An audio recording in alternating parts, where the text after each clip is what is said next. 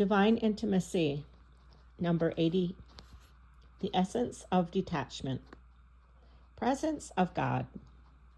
Help me, O Lord, to understand the meaning of that total detachment, which is the indispensable condition for perfect union with you. Meditation 1.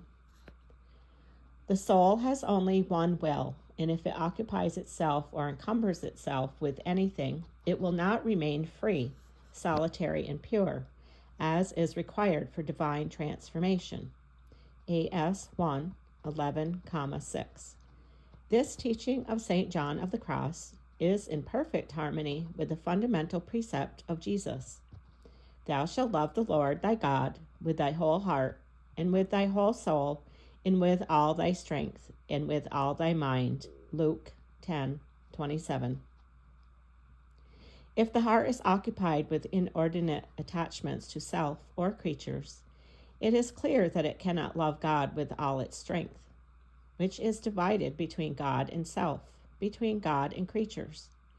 The precept of charity proposed to all Christians requires the radical renunciation of every attachment which is not conformable to the will of God, or which is not consistent with the love of God. Total detachment is the logical result of Jesus' commandment and the indispensable means of perfectly fulfilling it. This is why St. John of the Cross insists that if the soul wishes to possess God, it must strip itself of all that is not God. This is why it must give up every satisfaction or attachment which does not lead to God. This is the meaning of his statements. In order to enjoy everything, that is, to enjoy God, who is everything, do not seek to enjoy anything. Do not seek any inordinate pleasure.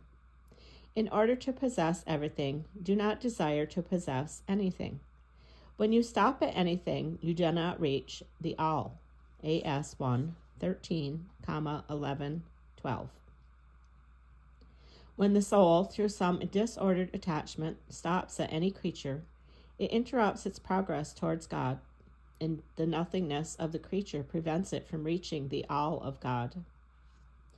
Meditation 2. The essence of total detachment does not consist in effective material separation from creatures, a thing which in its absolute form would be impossible on this earth. Those who are cloistered and even hermits cannot escape certain dealings with their neighbors, nor get along without the necessities of life.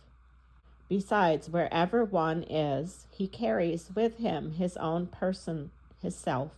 Nevertheless, detachment from self is always a point of departure. It is clear, however, that it can never be a question of complete material detachment, but only of effective spiritual detachment. The doctrine of total detachment does not require that everyone abandon all things materially, but that each one, in whatever surroundings he finds himself, know how to keep his heart free from all attachment. In order to enter into this divine union, all the affections living in the soul must die, whether they are many or few, large or small, and the soul must remain free from them, and as detached as if it were not made for them, nor they for it. J.C. AS 1, 11,8. However, it will be impossible to attain this effective detachment, that is, the death of all inordinate affection for self and creatures, if, at least to a certain degree, we do not practice effective or material detachment. If we cannot give up all useless preoccupation with creatures, we shall never reach interior detachment.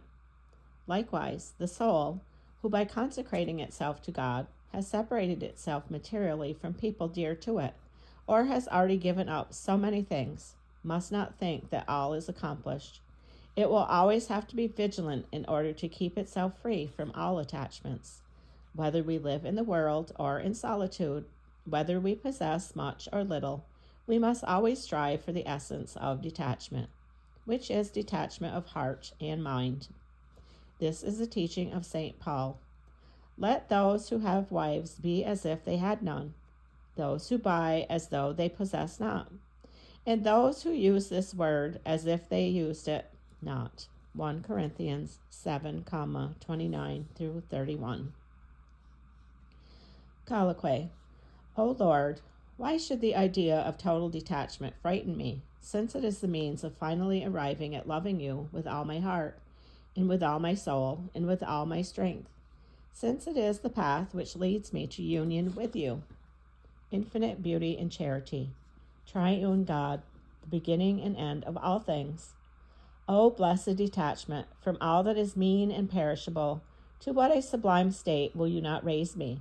You love me, my God, and for those who love you, your love is no significant thing. Why then should I not return your love with all my strength? It would really be a happy exchange, O my God, giving you my love and receiving yours. I know indeed that you can do everything, and that I can do only what you enable me to do. But what do I do for you, my Lord and Creator? I make some feeble resolutions, which really amount to nothing. But if you wish me to gain everything by this nothing, I shall not be so foolish as not to listen to you. T.J. Way, 16. O Lord, with your help, I wish to set to work immediately, to refuse no sacrifice, to spare no fiber of my heart, in order to detach myself completely from everything that might tie me to earth.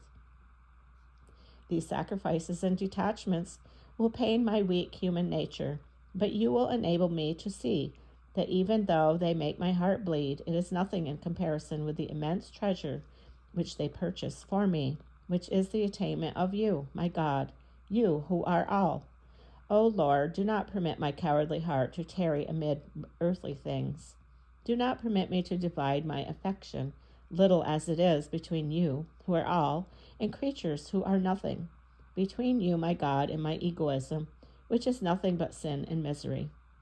Perhaps I think it is a small favor to have the grace to consecrate myself wholly, without reservation, to you who are the all. T.J. Way, 8.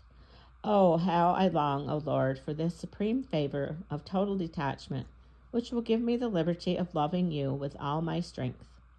If you, O Lord, have already granted me the grace to renounce earthly things, to abandon life in the world, and to consecrate myself to your service, what gratitude I owe you. Do not permit me, I beg of you, to be so blind as to believe that because I have left the world, I have nothing else to do. What a mistake it would be, after making such big sacrifices, to attach myself to miserable trifles, which are not worth of a soul consecrated to you. End of number 80, The Essence of Detachment.